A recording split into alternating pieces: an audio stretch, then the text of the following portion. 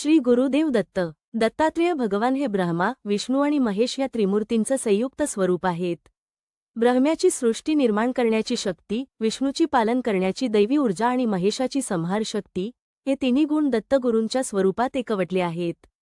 म्हणूनच दत्तगुरूंना परब्रह्म असंही म्हटलं जातं. श्री दत्तात्रेय हे अनादी, अनंत आणि सर्वव्यापी आहेत.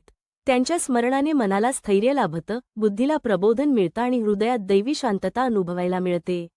मंत्राचा जप करतो तेव्हा घरातील नकारात्मकता नाहीशी होऊन वातावरणात सकारात्मकता आणि सुख शांती नांदते. आपल्या आयुष्यातील अनेक संकट, अडथळे, व्याधी आणि क्लेश दत्तगुरूंच्या स्मरणाने नाहीसे होतात.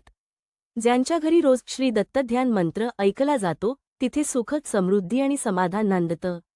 हा मंत्र म्हणजे फक्त काही शब्दांचा उच्चार नसून एक अद्भुत धून आहे जी आपल्या अंतरंगाला दिव्यतेच्या मार्गावर नेते. प्रिय भक्तांनो, आज या व्हिडिओमध्ये आपण श्री दत्त ध्यान मंत्र धून ऐकणार आहोत. मन शांत करा, डोळे मिटा आणि मनातील सर्व चिंता, तणाव विसरून फक्त गुरुदेवांच्या चरणी आपलं संपूर्ण मन अर्पण करा. मंत्राच्या प्रत्येक उच्चारासोबत आपल्या हृदयात श्रद्धेची, भक्तीची आणि दैवी प्रेमाची एक नवीन ज्योत प्रज्वलित होईल. काही मिनिटे मन एकाग्र करून, डोळे मिटून, फक्त गुरुदेवांच्या चरणी आपलं मन अर्पण करा आणि या पवित्र मंत्र जपाच्या स्पंदनाने आपल्या अंतरंगात दत्तगुरूंचे दर्शन घ्या. चला तर मग मन, वाणी आणि कर्म यांनी आपण दत्तगुरूंच्या या मंत्रधूनमध्ये लीन होऊया. हा मंत्र ज्यांनी ज्यांनी भक्तिपूर्वक ऐकला त्यांना त्यांच्या आयुष्यात अपूर्व आनंद, मनशांती आणि आश्चर्यचकित करणाऱ्या आनंददायक बातम्या मिळाल्या आहेत. होय, अनेक भक्तांनी अनुभवले आहे की हा मंत्र ऐकताना त्यांना आनंदाची एखादी बातमी मिळाली आहे. हे क्षण अत्यंत पवित्र आहेत. आज आपण दत्तगुरूंच्या अशा एक शक्तिशाली मंत्राचा जप करणार आहोत जो श्री दत्तगुरूंचा महामंत्र मानला जातो. अशा ह्या जागृत मंत्रजप रोज ऐकल्याने आपल्याला दुःख, कष्ट, जीवनातील संकटातून मुक्ती मिळते, मनशांती मिळते. ह्या मंत्रजपाच्या सातत्यपूर्ण सेवेमुळे आपले मन शांत राहते, चित्त स्थिर होते. ह्या दत्तप्रभूंच्या मंत्र सामर्थ्याने आपली सुख समृद्धी वाढते. हा मंत्रजप रोज घरात ऐकल्याने घरातील नकारात्मकता दूर होऊन घरात सकारात्मक ऊर्जा स्थापित होते. आपल्या गुरुभक्तीमध्ये वाढ होते. त्यामुळे दत्तगुरूंची आपल्यावर, आपल्या कुटुंबावर असीम कृपा राहते. तर चला अशा या जागृत, शक्तिशाली श्री दत्तगुरूंच्या महामंत्र जपाला सुरुवात करूया. हा मंत्र जप आपण शांत चित्ताने, शांत ठिकाणी बसून श्री दत्तगुरू महाराजांवर असीम श्रद्धा ठेवून भक्तिभावपूर्वक ऐकल्यास आपणास निश्चितच दत्तप्रभूंच्या दर्शनाची व मंत्रजपाच्या सामर्थ्याची अनुभूती होईल. श्री गुरुदेव दत्त. श्री स्वामी समर्थ. ओम श्री दत्तात्रेयाय त्रिदेव स्वरूपाय धनसमृद्धिप्रदाय नमो नमः. ओम श्री दत्तात्रेयाय त्रिदेव स्वरूपाय धनसमृद्धिप्रदाय नमो नमः. ओम श्री दत्तात्रेयाय त्रिदेव स्वरूपाय धनसमृद्धिप्रदाय नमो नमः. ओम श्री दत्तात्रेयाय त्रिदेव स्वरूपाय धनसमृद्धिप्रदाय नमो नमः. ओम श्री दत्तात्रेयाय त्रिदेव स्वरूपाय धनसमृद्धिप्रदाय नमो नमः. ओम श्री दत्तात्रेयाय त्रिदेव स्वरूपाय धनसमृद्धिप्रदाय नमो नमः. ओम श्री दत्तात्रेयाय त्रिदेव स्वरूपाय धनसमृद्धिप्रदाय नमो नमः. ओम श्री दत्तात्रेयाय त्रिदेव स्वरूपाय धनसमृद्धिप्रदाय नमो नमः. ओम श्री दत्तात्रेयाय त्रिदेव स्वरूपाय धनसमृद्धिप्रदाय नमो नमः. ओम श्री दत्तात्रेयाय त्रिदेव स्वरूपाय धनसमृद्धिप्रदाय नमो नमः. ओम श्री दत्तात्रेयाय त्रिदेव स्वरूपाय धनसमृद्धिप्रदाय नमो नमः। ॐ श्री दत्तात्रेयाय त्रिदेवस्वरूपाय धनसमृद्धिप्रदाय नमो नमः। ॐ श्री दत्तात्रेयाय त्रिदेवस्वरूपाय धनसमृद्धिप्रदाय नमो नमः। ॐ श्री दत्तात्रेयाय त्रिदेवस्वरूपाय धनसमृद्धिप्रदाय नमो नमः। ॐ श्री दत्तात्रेयाय त्रिदेवस्वरूपाय धनसमृद्धिप्रदाय नमो नमः। ॐ श्री दत्तात्रेयाय त्रिदेवस्वरूपाय धनसमृद्धिप्रदाय नमो नमः। ॐ श्री दत्तात्रेयाय त्रिदेवस्वरूपाय धनसमृद्धिप्रदाय नमो नमः। ॐ श्री दत्तात्रेयाय त्रिदेवस्वरूपाय धनसमृद्धिप्रदाय नमो नमः। ॐ श्री दत्तात्रेयाय त्रिदेवस्वरूपाय धनसमृद्धिप्रदाय नमो नमः। ॐ श्री दत्तात्रेयाय त्रिदेवस्वरूपाय धनसमृद्धिप्रदाय नमो नमः। ॐ श्री दत्तात्रेयाय त्रिदेवस्वरूपाय धनसमृद्धिप्रदाय नमो नमः। ॐ श्री दत्तात्रेयाय त्रिदेवस्वरूपाय धनसमृद्धिप्रदाय नमो नमः। ॐ श्री दत्तात्रेयाय त्रिदेवस्वरूपाय धनसमृद्धिप्रदाय नमो नमः। ॐ श्री दत्तात्रेयाय त्रिदेवस्वरूपाय धनसमृद्धिप्रदाय नमो नमः। ॐ श्री दत्तात्रेयाय त्रिदेवस्वरूपाय धनसमृद्धिप्रदाय नमो नमः। ॐ श्री दत्तात्रेयाय त्रिदेवस्वरूपाय धनसमृद्धिप्रदाय नमो नमः। ॐ श्री दत्तात्रेयाय त्रिदेवस्वरूपाय धनसमृद्धिप्रदाय नमो नमः। ॐ श्री दत्तात्रेयाय त्रिदेवस्वरूपाय धनसमृद्धिप्रदाय नमो नमः। ॐ श्री दत्तात्रेयाय त्रिदेवस्वरूपाय धनसमृद्धिप्रदाय नमो नमः। ॐ श्री दत्तात्रेयाय त्रिदेवस्वरूपाय धनसमृद्धिप्रदाय नमो नमः। ॐ श्री दत्तात्रेयाय त्रिदेवस्वरूपाय धनसमृद्धिप्रदाय नमो नमः। ॐ श्री दत्तात्रेयाय त्रिदेवस्वरूपाय धनसमृद्धिप्रदाय नमो नमः।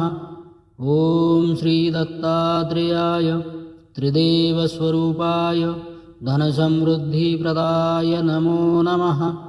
ॐ श्री दत्तात्रेयाय त्रिदेवस्वरूपाय धनसमृद्धिप्रदाय नमो नमः। ॐ श्री दत्तात्रेयाय त्रिदेवस्वरूपाय धनसमृद्धिप्रदाय नमो नमः। ॐ श्री दत्तात्रेयाय त्रिदेवस्वरूपाय धनसमृद्धिप्रदाय नमो नमः। ॐ श्री दत्तात्रेयाय त्रिदेवस्वरूपाय धनसमृद्धिप्रदाय नमो नमः। ॐ श्री दत्तात्रेयाय त्रिदेवस्वरूपाय धनसमृद्धिप्रदाय नमो नमः। ॐ श्री दत्तात्रेयाय त्रिदेवस्वरूपाय धनसमृद्धिप्रदाय नमो नमः। ॐ श्री दत्तात्रेयाय त्रिदेवस्वरूपाय धनसमृद्धिप्रदाय नमो नमः। ॐ श्री दत्तात्रेयाय त्रिदेवस्वरूपाय धनसमृद्धिप्रदाय नमो नमः। ॐ श्री दत्तात्रेयाय त्रिदेवस्वरूपाय धनसमृद्धिप्रदाय नमो नमः। ॐ श्री दत्तात्रेयाय त्रिदेवस्वरूपाय धनसमृद्धिप्रदाय नमो नमः।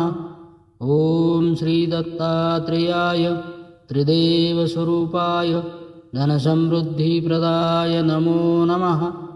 ॐ श्रीदत्तात्रेयाय त्रिदेवस्वरूपाय धनसमृद्धिप्रदाय नमो नमः। ॐ श्रीदत्तात्रेयाय त्रिदेवस्वरूपाय धनसमृद्धिप्रदाय नमो नमः। ॐ श्रीदत्तात्रेयाय त्रिदेवस्वरूपाय धनसमृद्धिप्रदाय नमो नमः। ॐ श्रीदत्तात्रेयाय त्रिदेवस्वरूपाय धनसमृद्धिप्रदाय नमो नमः। ॐ श्रीदत्तात्रेयाय त्रिदेवस्वरूपाय धनसमृद्धिप्रदाय नमो नमः। ॐ श्रीदत्तात्रेयाय त्रिदेवस्वरूपाय धनसमृद्धिप्रदाय नमो नमः। ॐ श्रीदत्तात्रेयाय त्रिदेवस्वरूपाय धनसमृद्धिप्रदाय नमो नमः। ॐ श्रीदत्तात्रेयाय त्रिदेवस्वरूपाय धनसमृद्धिप्रदाय नमो नमः। ॐ श्रीदत्तात्रेयाय त्रिदेवस्वरूपाय धनसमृद्धिप्रदाय नमो नमः। ॐ श्रीदत्तात्रेयाय त्रिदेवस्वरूपाय धनसमृद्धिप्रदाय नमो नमः। ॐ श्रीदत्तात्रेयाय त्रिदेवस्वरूपाय धनसमृद्धिप्रदाय नमो नमः। ॐ श्रीदत्तात्रेयाय त्रिदेवस्वरूपाय धनसमृद्धिप्रदाय नमो नमः। ॐ श्रीदत्तात्रेयाय त्रिदेवस्वरूपाय धनसमृद्धिप्रदाय नमो नमः। ॐ श्रीदत्तात्रेयाय त्रिदेवस्वरूपाय धनसमृद्धिप्रदाय नमो नमः। ॐ श्रीदत्तात्रेयाय त्रिदेवस्वरूपाय धनसमृद्धिप्रदाय नमो नमः। ॐ श्रीदत्तात्रेयाय त्रिदेवस्वरूपाय धनसमृद्धिप्रदाय नमो नमः। ॐ श्रीदत्तात्रेयाय त्रिदेवस्वरूपाय धनसमृद्धिप्रदाय नमो नमः। ॐ श्रीदत्तात्रेयाय त्रिदेवस्वरूपाय धनसमृद्धिप्रदाय नमो नमः। ॐ श्रीदत्तात्रेयाय त्रिदेवस्वरूपाय धनसमृद्धिप्रदाय नमो नमः। ॐ श्रीदत्तात्रेयाय त्रिदेवस्वरूपाय धनसमृद्धिप्रदाय नमो नमः। ॐ श्रीदत्तात्रेयाय त्रिदेवस्वरूपाय धनसमृद्धिप्रदाय नमो नमः। ॐ श्रीदत्तात्रेयाय त्रिदेवस्वरूपाय धनसमृद्धिप्रदाय नमो नमः। ॐ श्रीदत्तात्रेयाय त्रिदेवस्वरूपाय धनसमृद्धिप्रदाय नमो नमः। ॐ श्रीदत्तात्रेयाय त्रिदेवस्वरूपाय धनसमृद्धिप्रदाय नमो नमः। ॐ श्रीदत्तात्रेयाय त्रिदेवस्वरूपाय धनसमृद्धिप्रदाय नमो नमः। ॐ श्रीदत्तात्रेयाय त्रिदेवस्वरूपाय धनसमृद्धिप्रदाय नमो नमः। ॐ श्रीदत्तात्रेयाय त्रिदेवस्वरूपाय धनसमृद्धिप्रदाय नमो नमः। ॐ श्रीदत्तात्रेयाय त्रिदेवस्वरूपाय धनसमृद्धिप्रदाय नमो नमः। ॐ श्रीदत्तात्रेयाय त्रिदेवस्वरूपाय धनसमृद्धिप्रदाय नमो नमः। ॐ श्रीदत्तात्रेयाय त्रिदेवस्वरूपाय धनसमृद्धिप्रदाय नमो नमः। ॐ श्रीदत्तात्रेयाय त्रिदेवस्वरूपाय धनसमृद्धिप्रदाय नमो नमः। ॐ श्रीदत्तात्रेयाय त्रिदेवस्वरूपाय धनसमृद्धिप्रदाय नमो नमः। ॐ श्रीदत्तात्रेयाय त्रिदेवस्वरूपाय धनसमृद्धिप्रदाय नमो नमः। ॐ श्री दत्तात्रेयाय त्रिदेवस्वरूपाय धनसमृद्धिप्रदाय नमो नमः। ॐ श्री दत्तात्रेयाय त्रिदेवस्वरूपाय धनसमृद्धिप्रदाय नमो नमः। ॐ श्री दत्तात्रेयाय त्रिदेवस्वरूपाय धनसमृद्धिप्रदाय नमो नमः।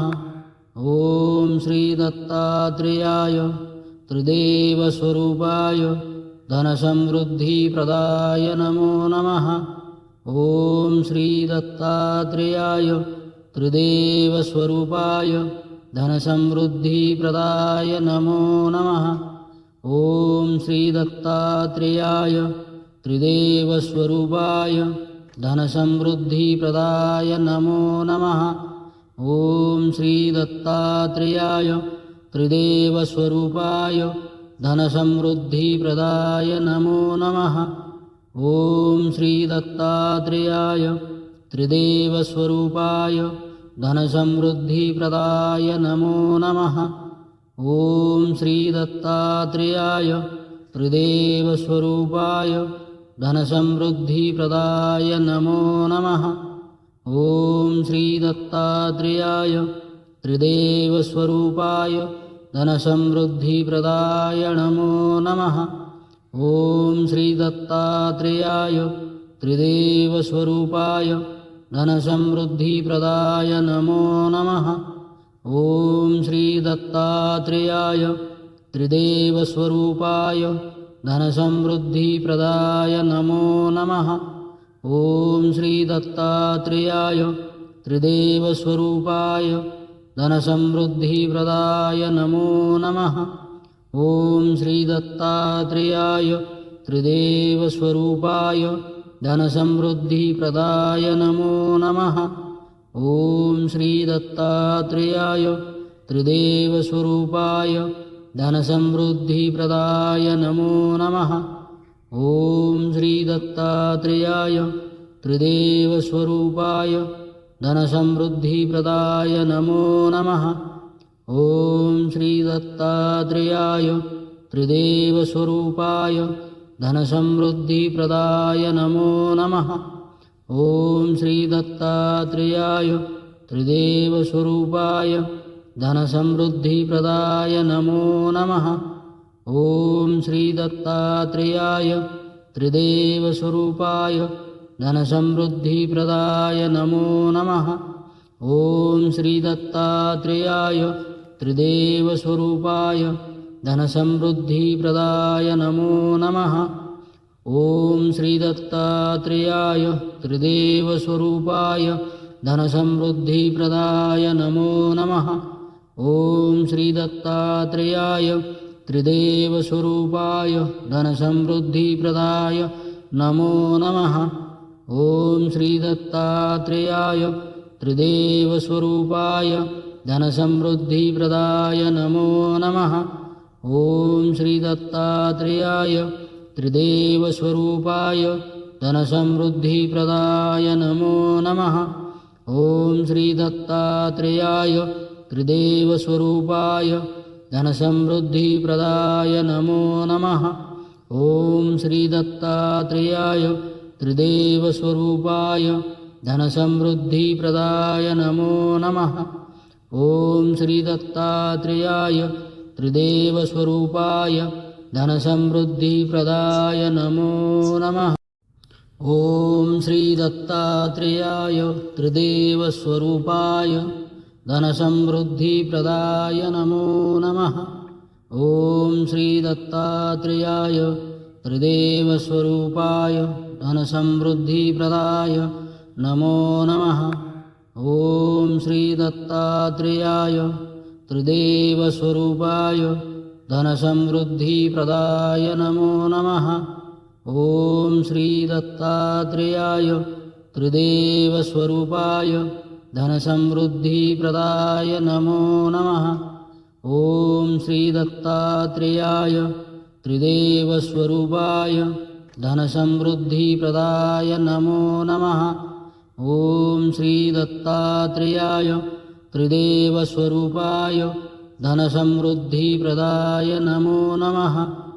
ॐ श्रीदत्तात्रेयाय त्रिदेवस्वरूपाय धनसमृद्धिप्रदाय नमो नमः। ॐ श्रीदत्तात्रेयाय त्रिदेवस्वरूपाय धनसमृद्धिप्रदाय नमो नमः। ॐ श्रीदत्तात्रेयाय त्रिदेवस्वरूपाय धनसमृद्धिप्रदाय नमो नमः।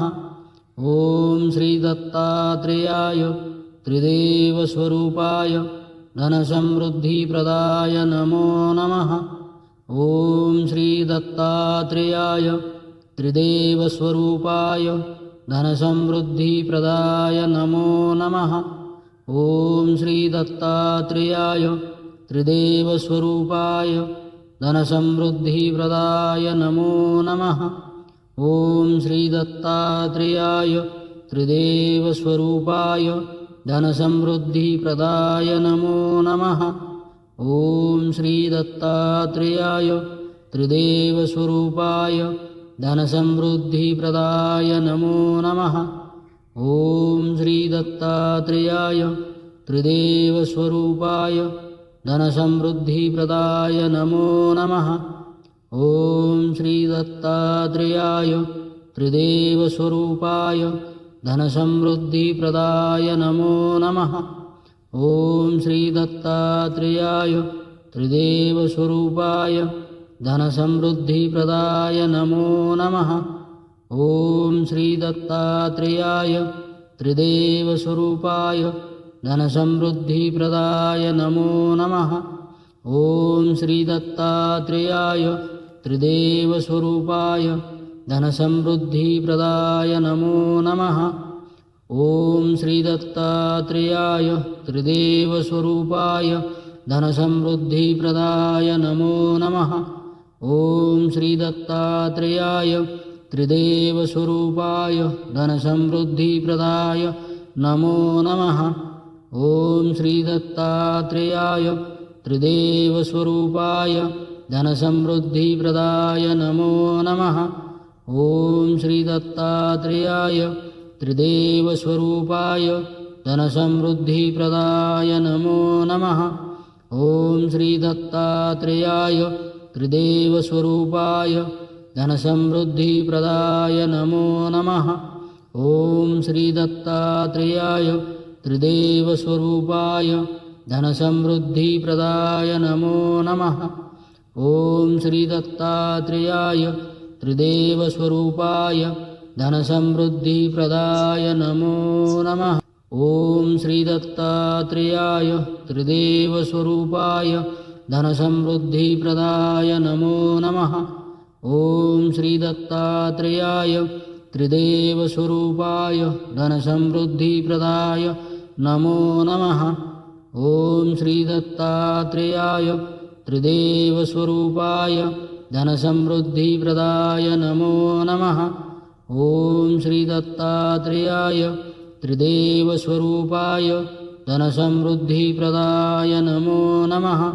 ॐ श्रीदत्तात्रेयाय त्रिदेवस्वरूपाय धनसमृद्धिप्रदाय नमो नमः।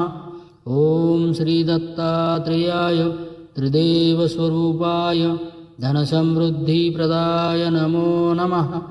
ॐ श्रीदत्तात्रेयाय त्रिदेवस्वरूपाय धनसमृद्धिप्रदाय नमो नमः।